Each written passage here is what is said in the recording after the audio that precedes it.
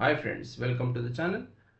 మనం పార్ట్ 16లో ఇందాక మనం చెప్పుకున్నట్టు పాండవులు ఇంద్రప్రస్థాన్ని పరిపాలించడం మొదలుపెట్టారు. దాని గురించి దిశ రాజ్యాలకి పేరు ప్రఖ్యాతుల గురించి తెలుస్తున్నాయి.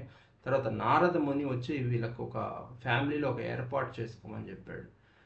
ఆ ఏర్పాటు చేసుకొని వాళ్ళు జీవిస్తున్నారు కొన్ని రోజులైతే. ఒకరోజు ఏమైందంటే, ధర్మరాజు ద్రౌపది కలిసి ఉంటున్న ఒక ఏడాదిలో అర్జునుడి దగ్గరికి ఒక రైతు వచ్చి, నా ఆవులన్నిటిని కూడా ఒక పాము కాటేస్తోంది, మీరు ఎలాగైనా కూడా కాపాడాలి అని చెప్తే, అర్జునుడు తన బాణాల్ని ఆ ఇంట్లోనే వదిలేసి వచ్చాను, మర్చిపోయి నేను వెళ్ళి తెచ్చుకుంటాను వెంటనే అక్కడికి పరిగెత్తి వెళ్ళి తన ఆ ఇంట్లోకి వెళ్ళి బాణాలు తెచ్చుకున్నాడు. కానీ తెచ్చుకునేటప్పుడు ధర్మరాజుని ద్రౌపదిని చూసి బయటకు వచ్చాడు.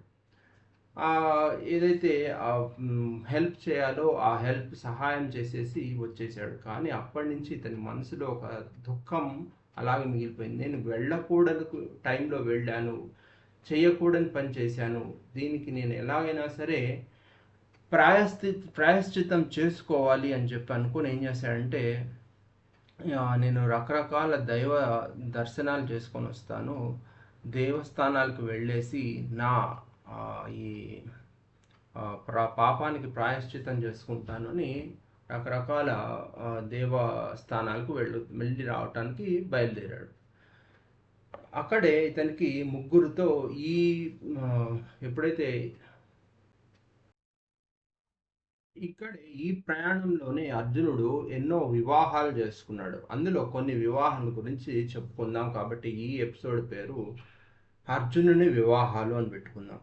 సో అలా తీర్థయాత్రలకు బయలుదేరిన అర్జునుడు దారిలో ఒక అరణ్యంలో ఒక చెట్టు కింద తపస్సు చేసుకుంటున్నప్పుడు అతనికి నాగలోకం నుంచి వచ్చిన ఒక కన్య, ఆమె పేరు ఉలూచి, ఆమె అర్జునుడిని చూసి మోహించింది. నేను నిన్ను ఇష్టపడుతున్నాను కాబట్టి నా నిద్రం పెళ్లి చేసుకుందాం అని ప్రతిపాదించటంతో అర్జునుడు నేను తపస్సులో ఉన్నాను, తపోభంగం కలుగుతుందేమో అన్నాడు. కానీ తర్వాత కొద్ది కాలం తర్వాత ఆమెను పెళ్లి చేసుకొని ఆమెతో ఇలావంతుడు అనే ఒక కొడుకును కన్నాడు. ఉలూచి అనే నాగకన్యతోటి ఇలావంతుడు అనే కొడుకును కన్నాడు. తర్వాత ఆమెకు సరే నేను ఇంక వెళ్ళి వస్తానని చెప్పి వేరే తీర్థయాత్రలకు బయలుదేరాడు.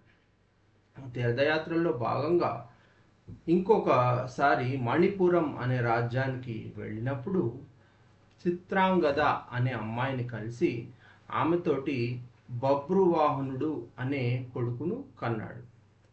ఇలా ఇంకొంత దూరం వెళ్ళిన తర్వాత ఇంకో తీర్థయాత్రకు వెళుతూ కృష్ణుడు ఉండే ద్వారకకు వెళ్ళాడు. ఆ ద్వారకలో సుభద్ర అని కృష్ణుడి చెల్లిని ప్రేమించాడు. అయితే వాళ్ళు కృష్ణుడు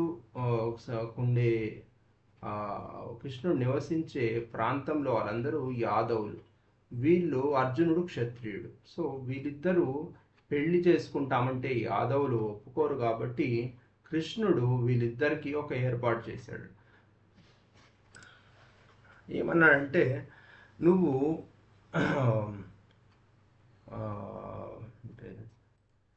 నువ్వు సుభద్రను తీసుకొని వెళ్ళి ఊరవతల ఉన్న గుడిలో పెళ్లి చేసుకొని రా అని చెప్పాడు.